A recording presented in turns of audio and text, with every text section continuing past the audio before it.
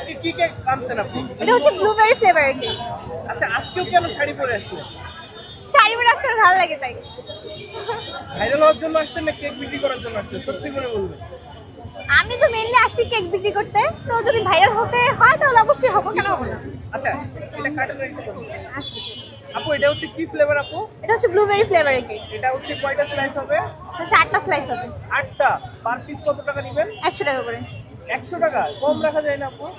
সবাই তো 100 টাকা বেচতেছে, আপনি তো সবাই ভাইয়া, ডিফারেন্ট, তাহলে 80 টাকায় তো বিক্রি করতে আমি হবে। বলি এখানে হচ্ছে যেহেতু 100 টাকা করে প্রাইসটা নির্ধারণ করে সেল করতেছে, তো আমি যদি কম সেল করি প্রাইসে তো ঝামেলা সৃষ্টি হতে পারে, এই কারণে আর কি সেম প্রাইসে রাখে এটাই।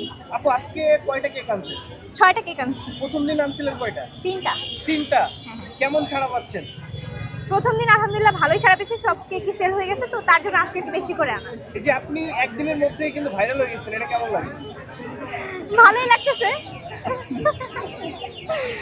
ভাইরাল হতে তো ভালোই লাগে সবার, তাই না ভাইয়া? আসলে তাহলে কি কেক বিক্রি করাটা মেন উদ্দেশ্য না না ভাইরাল? না, মেন উদ্দেশ্য হচ্ছে কেক সেল করা।